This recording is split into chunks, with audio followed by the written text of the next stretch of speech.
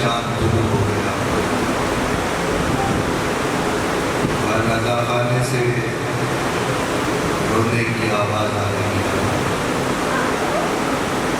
اس فرش عطا کا مقصد فقط حسین کے غم میں آنسو۔ جب کوئی مہمان کسی کے گھر جاتا ہے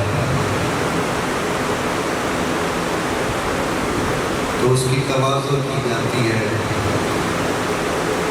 اس کے لیے اہتمام کیا جاتا ہے۔ جس مہمان کا ہم انتظار کر رہے تھے محرم کے چاند کے ساتھ رضا خانوں میں آیا، لیکن وہ ہم سے کوئی تقاضا نہیں کرتا کہ کوئی اہتمام کرو یا کوئی تواضع کرو، بلکہ فقط ایک ہی تمنا اس کے پاس ہوتی ہے کہ ہے کوئی جو مجھ پہ غصہ کرے، ہے کوئی جو میرا ماتم کرے، ہے کوئی جو مجھ پہ آنسو ڈالے۔ آپ کو پتا ہے گزشتہ سالوں کی طرح ایام محرم کا آغاز میں مسائل سے کرتا ہوں تاکہ وہ بیوی راضی ہو جائے جو اپنے لال کا غصہ لینے کے لیے آئے، جو رو نہ سکے اس کا اپنا مقدر، لیکن کم سے کم شکل ایسی بتاؤ کہ ادادار معلوم ہو۔ اگر آنسو نہ بھی آئے تو کوئی بات نہیں، آواز اتنی بلند کر لو کہ تمہارا شمار اداداروں میں ہو جائے، اور آگے بات کر دو تو معصوم کی خود تمنا یہی ہے کہ جب ہم نے گریہ کیا کرو تو بلند آواز سے کیا کرو۔ پوچھنے والے نے پوچھا فرزند رسول کیوں بلند آواز سے گریہ کیے؟ تو کہنے لگے اس لیے کہ تمہیں کوئی مارنے والا تو نہیں ہے، تمہیں کوئی روکنے والا تو نہیں ہے۔ کربلا سے کوفہ، کوفہ سے شام، ہم نے کوئی سسکیوں سے بھی روتا تھا تو اس کے سر پہ تازی جانے والے جاتے تھے۔ یہ ہے ابتدائے محرم، ایک روایت پڑھتا ہوں اور فصل اعلیٰ کا آغاز کرتا ہوں۔ ایک ضعیفہ ہے، انتظار کرتی ہے محرم کا کہ کب محرم آئے اور کب وہ حسین کا پرسہ دے۔ تاریخ کہتی ہے گھر میں اس کی ایک بیٹی ہے، بیٹی سر بلوغ کو پہنچی، بیاہ کا وقت ہو گیا، اس نے اپنی بیٹی کو رخصت کیا، اب اکیلی تنہا گھر میں موجود ہے، بینائی جا چکی، کون ہے جو اب حسین کی عزاداری کرے گا، کون ہے جو سبیل لگائے گا، کون ہے جو اہتمام کرے گا۔ اسی انتظار میں ذی الحجہ کا چاند ہو گیا اور اس کی فکر بڑھنے لگی، پریشانی بڑھنے لگی کہ اے میرے مولا مجھے تو آنکھوں سے کچھ دکھائی نہیں دیتا، تو میں کیسے آپ کی عزاداری کروں گی۔ دن گزرتے چلے، اچانک محلے سے آواز آئی، ہائے حسین، ہائے حسین، ہائے حسین۔ پتہ چلا محرم کا چاند نمودار ہو گیا، گریہ کرنے لگی کہ مولا حسین اس دفعہ تو میں آپ کا فرش بھی نہیں بچھا سکی، مولا اب کیا ہو، میرے پاس تو بینائی بھی نہیں ہے۔ ابھی زانوں میں سر دے کے رو رہی تھی کہ اچانک دروازے پہ دستک ہوئی۔ احساس کا نام ہی مصائب ہے جو میرے جوان بیٹھے، میں جملہ تمہارے لیے پڑھتا ہوں، بزرگ تو سارے سنے ہوئے بیٹھے ہیں لیکن جملہ یاد رکھنا، احساس ہوگا تو یقیناً آنسو چھلک جائے گا۔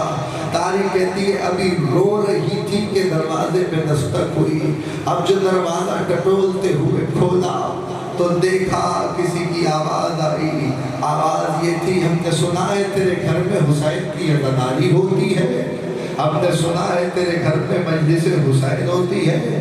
اس نے کہا ہاں मजलिस हुसैन तो होती है, लेकिन क्या करूं कि अब कोई करने वाला नहीं है, मेरी बीनाई जा चुकी है, अब आंखों से कुछ नजर नहीं आता। एक बेटी थी, उसे मैंने ब्याह दिया, अब कौन है जो हुसैन की अज़ादारी करे और फर्श बिछाए। तो उस ज़ईफ़ा ने पलट के कहा, क्या मुमकिन है हम तेरे घर में हुसैन की अज़ादारी कर ले?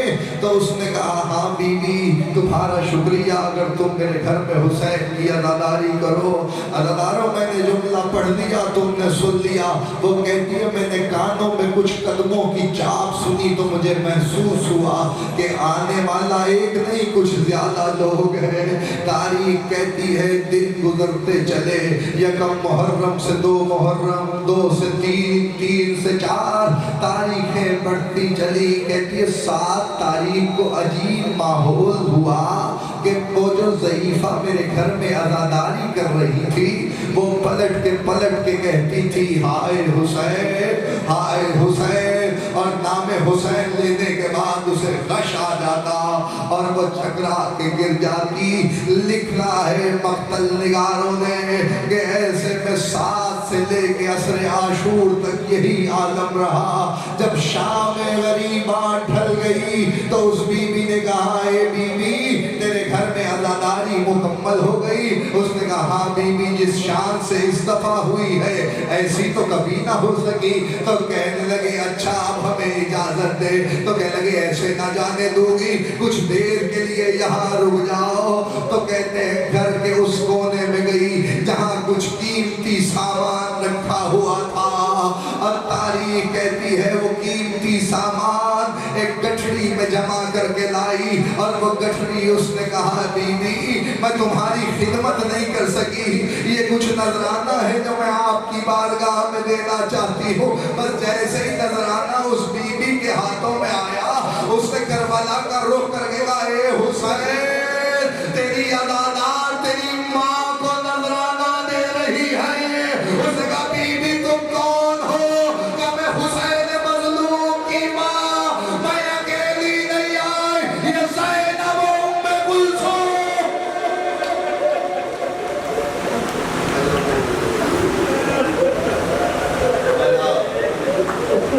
गम में न रुलाए सिवाय और सैयद शुहदा के अश्कों का नजराना पेश किया।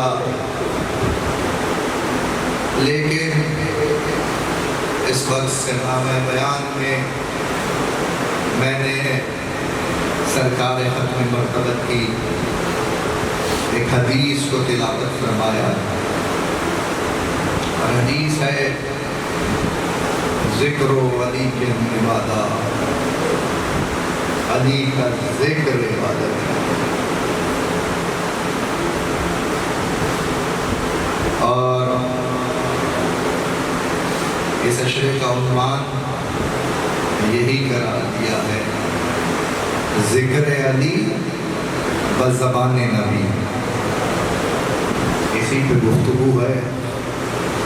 जितनी देर भी बोलेंगे मरकज़ महबर उन अहादीस को रखेंगे जो अहादीस सरकार ख़त्म मरतबत ने अली की शान में बयान।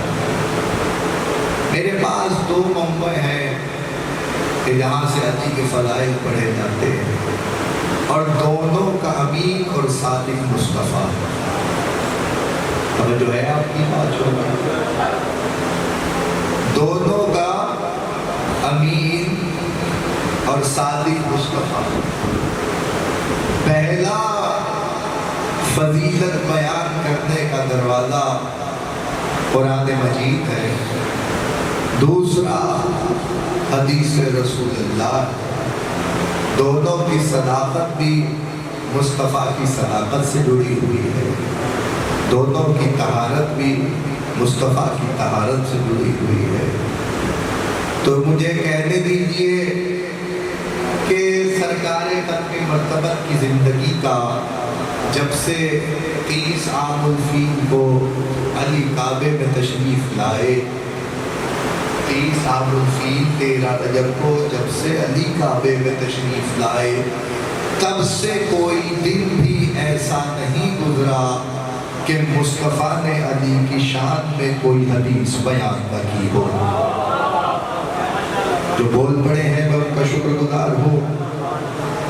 آپ کے اذان عالیہ کی طرف آج کی حد تک کچھ باتیں کروں گا اور پھر اسی سے مسلسل ہو جائیں گے بصدقہ محمد و اہل بیت محمد آنے والی تقریروں میں۔ عنوان کی گرہیں بہت زیادہ ہے جو رفتہ رفتہ کھولتے جائیں گے۔ میں نے اس لیے اس عنوان کا انتخاب کیا ہے کہ اگر کوئی عام انسان علی کی فضیلت بیان کرے تو اس میں کیا توفیق ہے کہ علی کی فضیلت میں بیان کروں کہ آپ بیان کریں۔ ہم تو اپنی عاقبت سنوارنے کے لیے علی کی فضیلت بیان کر رہے ہیں یا علی کی ولایت پر ہم گامزن ہیں، لیکن اگر تسلسل ہدایت کو دیکھا جائے تو آپ غور کیجئے کہ 1.25 لاکھ نبیوں کو پروردگار عالم نے فقط ایک کام کرنے کے لیے روئے عرض پہ اتارا۔ 1.25 لاکھ نبیوں کو فقط ایک کام کرنے کے لیے روئے عرض پہ اتارا، جہاں ان کی ذمہ داری یہ تھی کہ وہ شریعت کو پہنچائے۔ حضرت نوح کے دور کے بعد سے شریعت کا آغاز ہوا ہے، اس سے پہلے بھی نبی آئے ہیں، تو پھر ان کا مقصد آنے کا کیا تھا؟ تو سب نے مفسرین نے لکھا اور تاریخ نگاروں نے کہ سب کے آنے کا سبب یہ ہے کہ جو نبی بھی جس خطے میں اتارا گیا، آدم سے لے کے عیسیٰ تک، وہ ہر ایک نبی کی بشارت دیتا ہوا آیا۔ مصطفیٰ کے آنے کی خبر دیتا ہوا آیا۔ یہ کوئی اچنبے کی بات بولی ہے؟ 1.25 لاکھ نبیوں کو نبوت ہی اس بات پر ملی کہ انہوں نے مصطفیٰ کی رسالت کی گواہی اور علی کی ولایت کی گواہی دی۔ تو اب ان کا کام ہی یہی ہوا کہ جب وہ روئے عرش پہ ہدایت کے لیے بھیجے گئے تو انہوں نے آتے ہی ہدایت تو کی، لیکن ہر ایک نے خوشخبری سنائی کہ ایک نبی ہے احمد جو دنیا میں آنے والا ہے، اگر تم اس کا زمانہ پاؤ تو اس کا اتباع کرنا۔ آپ نے غور کیا، میں نے آپ کے سامنے کئی ہزار برس کی تاریخ ایک جملے میں بیان کر دی۔ آدم سے لے کے عیسیٰ تک ہر ایک نبی اس لیے آیا کہ مصطفیٰ کی نبوت کی گواہی دے اور ان کے آنے کی خبر دے، لیکن جب سرکار ختمی مرتبہ دنیا میں آئے اور آنے کے بعد جب سرکار نے نماز پہنچا دی، روزہ پہنچا دیا، حج پہنچا دیا، زکوٰۃ پہنچا دی، مجھے نہیں پتا آپ جملہ کس قدر سنبھالیں گے اور کہاں تک میری فکر جا رہی ہے۔ اگر آپ ارادہ کریں گے تو آپ کو اپنے ساتھ لے کے نجف بارگاہ امیر المومنین میں پہنچ جاؤں گا۔ جملہ اتنا وزنی ہے، بصدقہ محمد و اہل بیت محمد۔ نبی آئے تو انہوں نے نماز کا بتایا، روزے کا بتایا، حج کا بتایا، اخلاق کا بتایا، سچ کا بتایا، جھوٹ کا بتایا، جنت کا بتایا، جہنم کا بتایا۔ ہر چیز جو اسلام کا حصہ تھی، مصطفیٰ اس ہر چیز کا بیان تسلسل سے کرتے چلے۔ آخری حج کر کے واپس پلٹ رہے تھے تو اللہ نے پلٹتے ہوئے نبی سے کہا، ہم نے جس کام کے لیے بھیجا ہے وہ تو ادا کر دو۔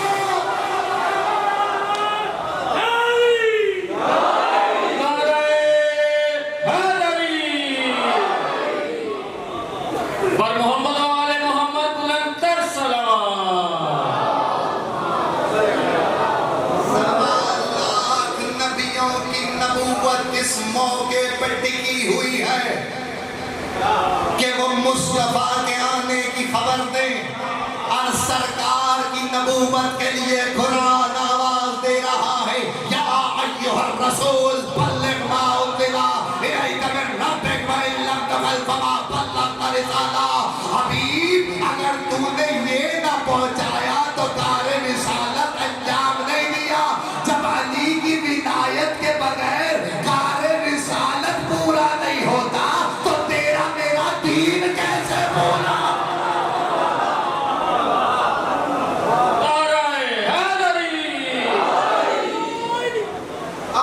پھر سرکار نے جو پڑھ چکا ہوں سابقہ سالوں میں وہ نہیں دہرانا. جو فکر آپ تک پہنچانا چاہتا ہوں اس کو یاد رکھیے. سرکار ختمی مرتبت نے اعلان کر دیا علی کی ولایت پر. اور حدیث مصطفیٰ کے قول اور فعل کو کہتے ہیں. جو سرکار قول کر دے بیان جاری کرے وہ حدیث ہے. جو عمل کر کے بتائے وہ حدیث ہے. کسی جگہ سرکار نے عمل کر کے دکھایا. نماز کا حکم قرآن میں ہے, پڑھی کیسے جائے گی مصطفیٰ بتائیں گے. اگر آپ اتنے سناٹے میں سنیں گے تو آگے کیسے تقریر چلے گی؟ نعرہ تکبیر, نعرہ رسالت, نعرہ حیدری, محمد و آل محمد بلند تر صلوات.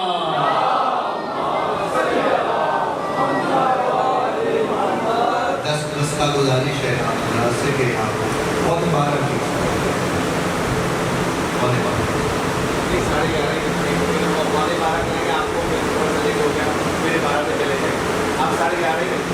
اگر آپ وقت سے تشریف لائیں تو 11:30 بجے ہم نے گھر پہ آ گئے.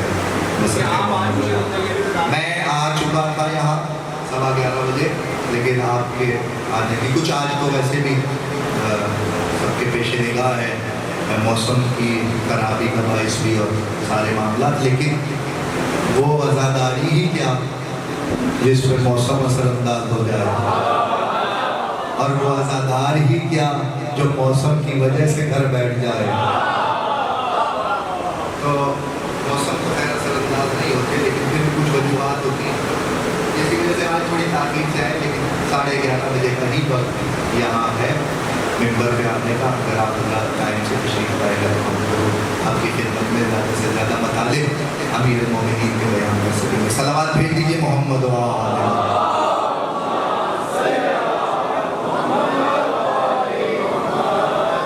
دیکھیے میں یہ 7ویں مجلس آپ کے سامنے پڑھا دن سے اب تک آپ کی دعاؤں کے سائے میں, لیکن میں آپ سے زیادہ تازہ دم لگ رہا ہوں. صلوات ایسی پڑھیں کہ مجلس پڑھنے کو جی چاہے.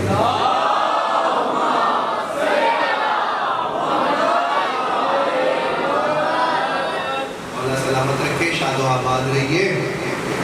تو یہ مصطفیٰ کو اعلان کروایا گیا. تو میں نے یہاں آپ کو روکا کہ سرکار کا کبھی قول اور کبھی فعل حدیث بدلتا نہیں. نماز کا حکم قرآن میں ہے لیکن طریقہ نماز قرآن میں نہیں. اب جو مصطفیٰ کرتے چلے جائیں وہ نماز بنتی چلی جائے. یعنی مصطفیٰ ہے بانی شریعت. فیصلہ ہو جائے کتنی دیر اور مجھے پڑھنا ہے بس کہ محمد و آل بیت محمد. مسجد بھری ہوئی ہو, مصطفیٰ سجدے میں ہو, حسین گھر سے آ جائے, نبی کہ سبحان ربی الاعلی و بحمدہ, سبحان ربی الاعلی و بحمدہ, سبحان ربی الاعلی و بحمدہ. یعنی یہ جو طول دیا جا رہا ہے کوئی یہ نہ سمجھے کہ نمازیں کی محبت میں ہے, بلکہ بتایا جا رہا ہے یہی تو شریعت بچانے والا ہے.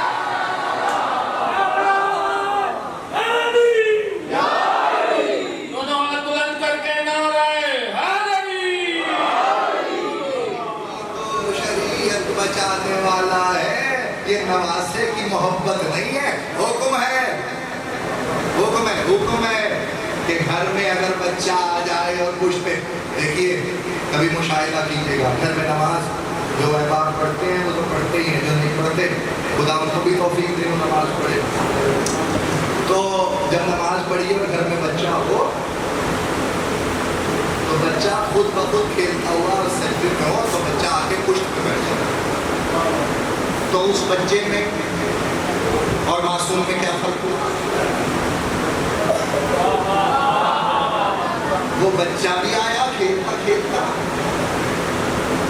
اور امام حسین بھی آیا، بس یہی فرق ہے، وہ کھیلتا کھیلتا آیا ہے، حسین کھیلتے ہوئے نہیں آئے، حسین اپنا اختیار بتانے کے لیے آئے ہیں۔ جو کھیلتا ہے وہ تمہارا اور میرا بچہ ہے۔ معصوم کہتے ہیں ہمیں اللہ نے کھیلنے کے لیے پیدا نہیں کیا۔ معصوم فرماتے ہیں ہمیں اللہ نے کھیلنے کے لیے پیدا نہیں کیا، ہمیں اللہ نے کھیلنے کے لیے خلق نہیں کیا۔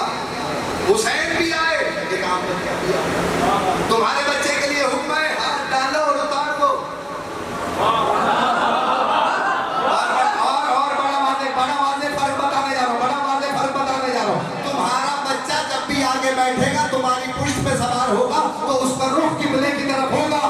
یاد کر لینا، مشاہدے کی بات ہے، گھر میں کبھی اس مشاہدے کو دیکھو پھر پیار دے لینا کہ قبلہ نے پڑھا تھا، آج بات سچ ثابت ہو گئی۔ حسین قبلے کی طرف رخ کر کے نہیں بیٹھے،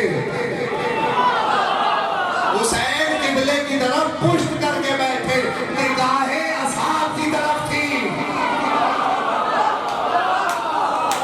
نگاہیں اصحاب پیغمبر کی طرف تھی، اور نبی کہہ رہے تھے سبحان ربی الاعلیٰ و بحمدہ، سبحان ربی الاعلیٰ و بحمدہ۔ تعداد بڑھی تھی چلی، 3 سے 13، 13 سے 30، 30 سے 35، 35 سے 70 تک تعداد گئی، لیکن اصحاب پیغمبر اجلہ اصحاب سر اٹھاتے، حسین کا چہرہ دیکھتے پھر سجدے میں سر رکھتے، سر اٹھاتے پھر چہرہ دیکھتے پھر سجدے میں سر رکھتے۔ ہے کسی میں جرت جو آگے بڑھ کے یہ کہہ سکے کہ وہ جو اصحاب نے نماز پڑھی ہے وہ تو پوری ہی نہیں ہوئی، کہ یہ احمد ہو گئے جیسی آج ہوئی ہے ویسی تو کبھی۔ مولود کعبہ ہے علی، مولا کا مولا ہے علی، فرما گئے میرے نبی او نعرہ علی، محمد و آل محمد بلند تر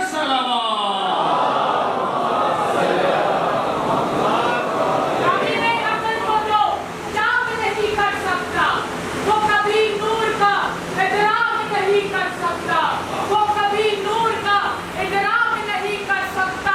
بغض حیدر کی نجاست ہے، نجاست ایسی آب زمزم بھی سے پاک نہیں کر محمد و آل محمد بلند تر بات آ گئی تو میں نے کر دی، بانی شریعت ہے پیغمبر، جو عمل کر رہا ہے شریعت بن رہی ہے۔ نماز کا طریقہ سرکار نے بتایا کیسے پڑھنی ہے،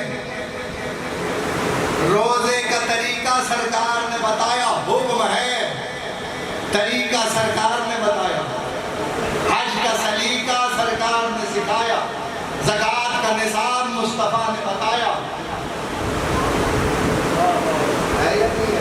یعنی قول معصوم تو اپنی جگہ، فعل معصوم بھی اپنی جگہ، جو فعل کر کے دکھا رہے ہیں وہ بھی حدیث بن رہی ہے۔ اور یہ توجہ، اور یہ کہ کہیں قول اور فعل جمع ہو جائے، اور یہ کہ کہیں قول اور فعل جمع ہو جائے تو آپ نے وہ کہا۔ بہت سے مقامات ہیں، میں آپ کے سامنے ایک رکھتا ہوں۔ مقام الفا پر مقام مصطفیت بتانے کے لیے، مقام مرتضویت بتانے کے لیے سرکار ختمی مرتبت نے آواز دی، بلال آذان کہو۔ بلال نے آذان کہی ایک لفظ کے اضافے کے ساتھ۔ پتہ ہے وہ لفظ کیا تھا؟ حی علی الفلاح، آؤ فلاح کی طرف۔ پھر آواز دی حی علی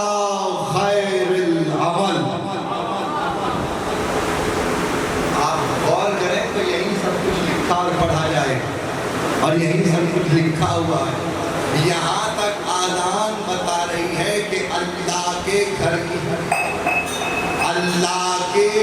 کی طرف بلانا، اس کے عمل کی طرف راغب کروانا کہ کچھ قدم چل کے تم مسجد یا اللہ کے گھر کی طرف آ جاؤ، بیت اللہ کی طرف آ جاؤ، تو اس کا مطلب ہے حی علی خیر العمل، حی علی الفلاح، حی علی الفلاح، یعنی اگر تم اللہ کے گھر میں داخل ہو گئے تو تم نے فلاح پا لی۔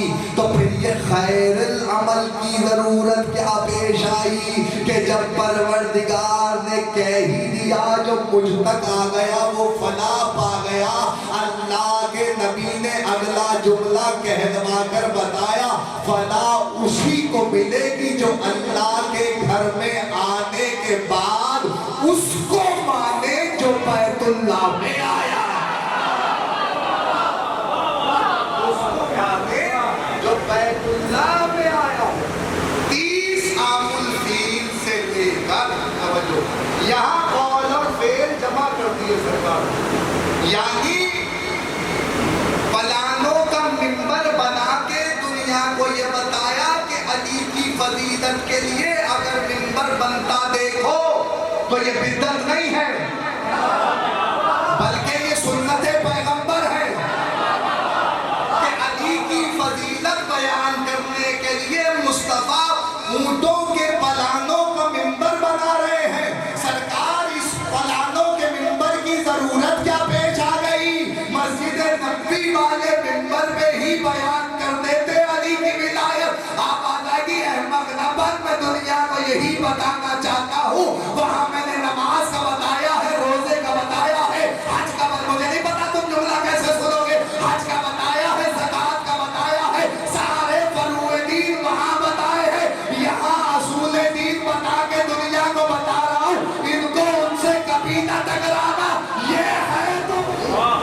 اور علی کی فضیلت کے بارے میں تو اجلا اصحاب نے کہا تھا، یا علی کہنے لگے بعد پیغمبر، توجہ، بعد پیغمبر اگر کہیں مجلس ہوتی، یعنی مجلس کا مطلب کہیں کچھ لوگ جمع ہوتے اور بیٹھ جاتے تو ہم ان میں ذکر علی چھیڑ دیتے، تو ذکر علی کی برکت سے مومن الگ ہو جاتے تھے، منافق الگ ہو جاتے تھے۔ ذکر علی کی برکت سے مومن اور منافق الگ ہو جاتے تھے۔ ابھی تو اعلان کیا ہے، ابھی تو سرکار ختمی مرتبت نے بتایا ہے کہ جس کا میں مولا ہوں اس کا یہ علی مولا ہے، تو فوراً ہی لوگوں کو تکلیف ہونے لگی۔ اپنی طرف سے کہا ہے، اچھا آج بھی تو یہی مسئلہ ہے، ادھر علی کی ولایت پڑھی، اپنی طرف سے کہا یا کسی کتاب میں ہے؟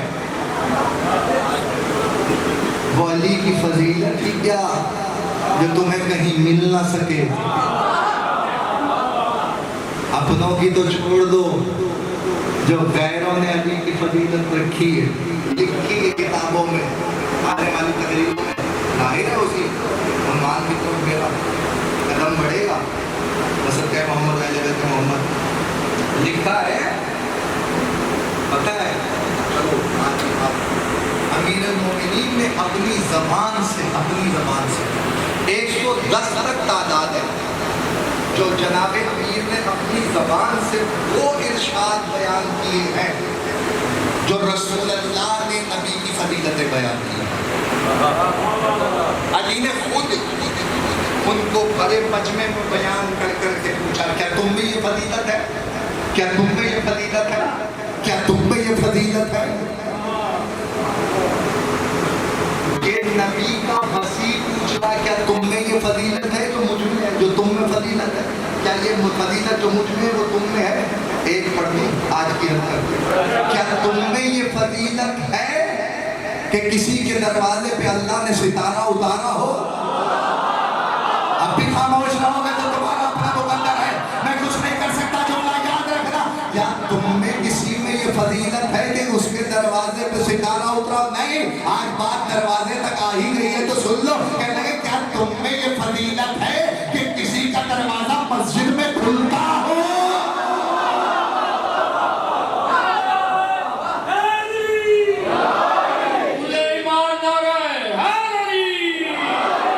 ये आने वाली तकरीरों में इंशाअल्लाह गुफ्तगू आएगी और तफसील से गुफ्तगू आएगी कि अली ने कौन कौन सी फजीलत जो मुस्तफा ने अली के लिए मखसूस की है वो अपनी जबान से बयान की हो।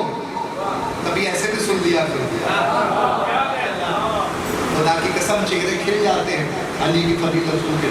मैं अपने सामने देख रहा हूँ आपके चेहरों पे कैसा नूर बरस रहा है। ये खुशामद की जगह है, दरी मेरे सामने मौजूद है।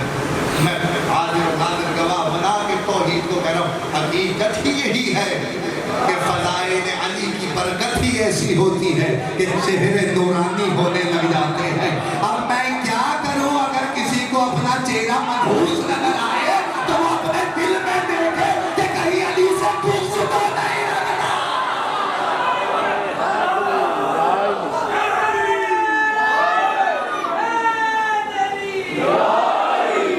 दोनों हाथ बुलंद करके नाराए हैदरी।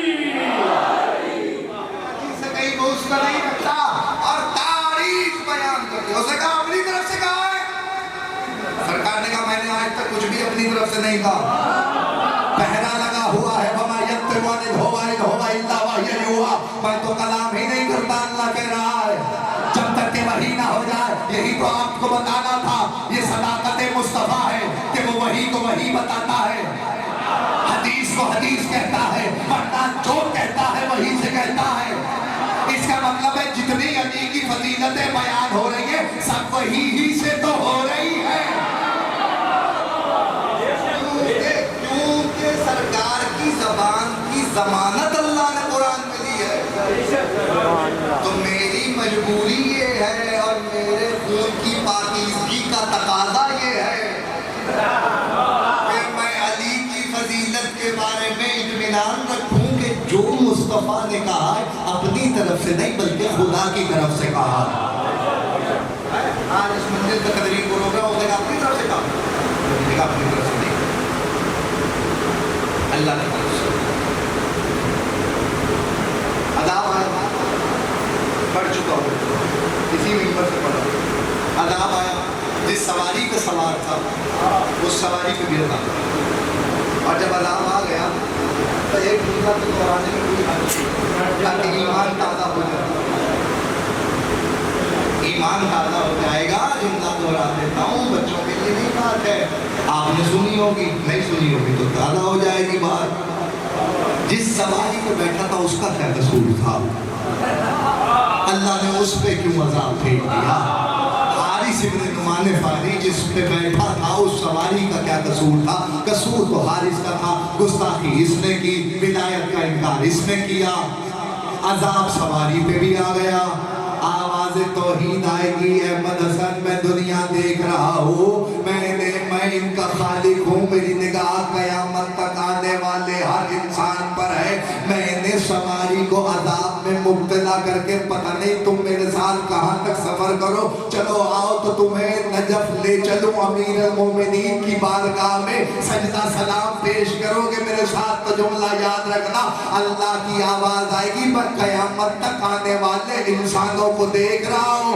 याद रखना मैंने सवारी को इसलिए अज़ाब दिया है क्योंकि इसने मुनकिरे विलायत अली का वजन उठाया हुआ था, और कबार रखने के लिए उसको भी अज़ाब इसलिए दिया है ताकि क़यामत तक दुनिया ये याद रख ले कि मुनकिरे विलायत पे तो अज़ाब आता ही है, लेकिन जो उसका सहारा बनता है उसमें भी अज़ाब।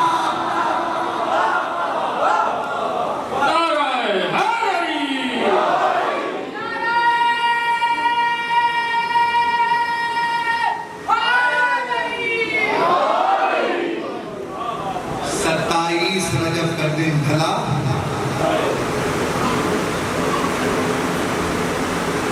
28 की रात आई, कासिम मदीने पहुंचा, खत लिख के। खत आया था, खत का मतन ये था حسین سے بیعت لے لو یا حسین کا سر اتار کے شام بھیجا گیا۔ حسین کی طرف قاصد امام حسین نے کہا شام کو نماز فراغت کے بعد حسین دربار آئیں گے، نماز سے فراغت کے بعد حسین مجھ میں ہمت نہیں ہے لیکن اگر تم ساتھ دو گے تو 2-4 جملے پڑھ لوں گا مصائب کے۔ نماز سے فراغت کے بعد حسین دربار میں پہنچے، اکیلے نہیں تھے، عباس ساتھ تھے، مسلم ابن عقیل ساتھ تھے، علی اکبر ساتھ تھے، قاسم ابن حسن ساتھ تھے، عمران ابن علی ساتھ تھے، عون ابن جعفر ساتھ تھے۔ بنی ہاشم کی ایک قطار تھی جو حسین کے ساتھ دربار کی طرف روانہ ہوئی۔ مورخین نے لکھا حسین گھر سے ایسے برآمد ہوئے جیسے چاند ستاروں کے جھرمٹ میں برآمد ہوتا تھا۔ دارالامانہ کے قریب پہنچے، حسین نے کہا عباس بھیا یہاں انتظار کرو۔ کہا کہ میں آپ کو دربار میں اکیلے کیسے جانے دوں؟ آواز آئی عباس اگر میری آواز بلند پاؤ تو دربار میں آ جانا۔ عباس اپنے آقا کا حکم سن کے رک گئے، حسین دربار میں گئے، پوچھا کیوں بلایا ہے؟ کہا بیعت کا تقاضا ہے۔ امام حسین نے کہا مثلی لا یبایع مثلہ، مجھ جیسا اس جیسے کی بیعت نہیں کر سکتا۔ یہ کہہ کے واپس پلٹے تھے کہ کسی نے کان میں آگے بڑھ کے کہا کہ اگر آج حسین واپس چلے گئے تو خون ریزی کے بغیر ہاتھ نہ آئیں گے۔ اچھا موقع ہے ابھی حسین کا سر اتار لے۔ بس جیسے ہی حسین کے کانوں میں حسین کے سر اترنے کی آواز پہنچی، چہرے پہ جلال آ گیا۔ یبن الزرقاء، نیلی آنکھوں والی کے بیٹے میں اتنی جرأت کہ حسین کے سر کی بات کرے۔ بس آواز کا بلند ہونا تھا کہ دارالامانہ کے دروازے کی چوکھٹ پہ ٹھوکر لگی، دروازہ چوکھٹ و سمیت زمین پہ آیا۔ اب حسین نے مڑ کے دیکھا تو بکھرا ہوا شیر جلال کے عالم میں تلوار کھینچے ہوئے ہیں۔ ارے حسین نے سینے سے لگا کے کہا عباس یہ مدینہ ہے بھیا، کربلا نہیں ہے۔ اجرکم اللہ، اجرکم اللہ، یہی حق ہے جیسے تم رو پڑے ہو۔ عزادارو محرم کا چاند نمودار ہو گیا، حسین ہمارے عزاخانوں میں مہمان ہو گئے۔ اکیلے تو نہیں آئے، ماں ساتھ آئی ہے، نہیں 4 سال کی سکینہ بھی ساتھ آئی ہے۔ اور جب تم گریہ کرتے ہو تو پھوپھی سے ضرور پوچھتی ہے پھوپھی اماں یہ میرے بابا کے کیا لگتے ہیں؟ آواز یہ تیرے بابا کے عزادار ہیں۔ اللہ نے ان کے جوانوں کو تیرے جوانوں کو رونے کے لیے خلق کیا، ان کے بھولوں کو تیرے بھولوں کو رونے کے لیے۔ 2-4 جملے تسلسل سے بیان کرنا چاہتا ہوں، آوازیں نہ رکنے پائے۔ خدا تمہاری آوازوں پر رحمت نازل کرے۔ سیدہ کو جیسے تمہارے آنسو پسند ہیں ویسے گریے کی بلند آوازیں بھی پسند ہیں۔ میرا کوئی امام ایسا نہیں جس نے یہ نہ کہا ہو جب بھی ہماری مصیبت پہ رویا کرو، چیخ مار کے رویا کرو۔ ارے مطالبہ ہے یہ امام کا کہ چیخ مار کے رویا کرو۔ سنو گے جملہ حسین واپس پلٹے گا، پاس جاؤ بنی ہاشم کے جوانوں کو لے کے گھر کی طرف چلے جاؤ۔ کہا میں قبر رسول پہ رات گزاروں گا۔ ساری رات حسین قبر رسول سے لپٹے رہے اور رو رو کے کہتے تھے، احساس کا نام ہے مصائب میرے بھائی، خدا کی قسم روتے روتے حسین کہتے تھے نانا اب حسین چراغ جلانے نہ آئے گا، نانا اب حسین سلام کرنے نہ آئے گا، نانا تیری امت مجھے مدینے رہنے نہیں دیتی۔ ساری رات نانا سے باتیں کرتے رہے۔ ارے شب کا کچھ حصہ باقی تھا کہ اس جگہ آئے جسے جنت البقیع کہتے ہیں۔ پہلے بھائی کی قبر آئی، قبر حسن پہ گریہ کیا، رخصت لی اور پھر اس جگہ آئے جہاں ماں کی قبر تھی۔ اب میں پڑھ جاؤں تم سن جاؤ، اللہ کرے جملہ تمہارے دل میں اتر جائے تب ماتم کے لیے کافی ہو جائے گا۔ حسین قبر فاطمہ پہ ایسے گئے جیسے 6 ماہ کا بچہ اپنی ماں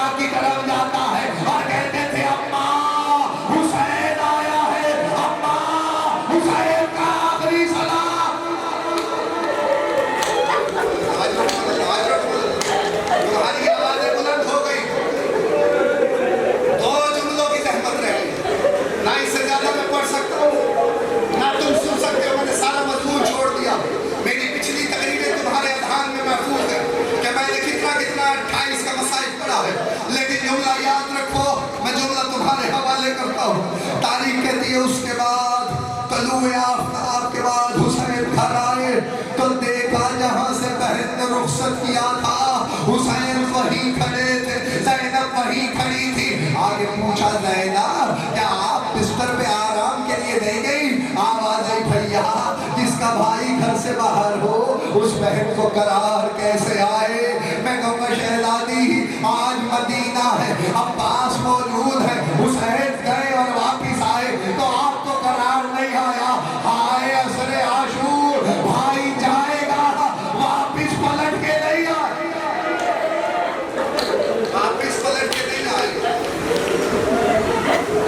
ہو گئی مجلس، سانس لے لو تاکہ دو جملے پڑھیں۔ مجھے احساس ہے گرمی زیادہ ہے لیکن حسین کا کام اللہ تعالیٰ سال میں ایک دفعہ آتا ہے۔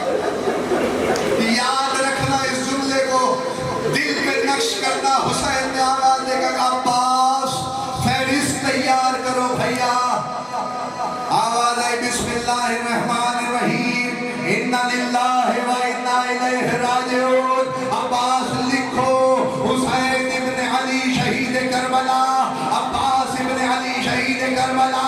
میں جملہ تمہارے حوالے کر رہا ہوں جس نے ماتم کی تیاری کی ہے، وہ جملہ اپنے سینے پہ نقش کرے۔ عزادار مقتل کہتا ہے، آواز دے کے کہتے ہیں دن قاسم ابن حسن شہید کربلا۔ عزادار جملہ آگے بڑھے، علی اکبر بن حسین شہید کربلا، علی اصغر بن حسین شہید کربلا۔ غیرتی رکھ دے رمک کھائی۔ آگے بڑھ کے قاسم نے پوچھا اے چچا کیا لشکر ہمارے خیموں میں آ جائے گا؟ لوگوں کے حسین نے کہا نہیں قاسم، کا پھر اصغر کیسے شہید ہوگا؟ کہر والا قاتل۔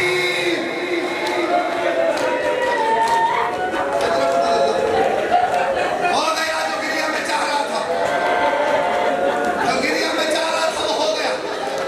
ایک جملہ اور سن لو۔ اچانک حسین فہرست تیار کرتے کرتے ایک ایک شہید کا نام لکھوایا۔ اچانک حسین کا لہجہ بدلا۔ سیدوں مجھے معاف کرنا، جملہ بڑا وزنی ہے، خدا کی قسم قیامت سے کم نہیں ہے۔ اچانک حسین کا لہجہ بدلا، بھائی کی کرسی کے قریب اپنی کرسی کی مسند کے قریب مسند کر کے حسین نے عباس کے کان کے قریب آ کے کہا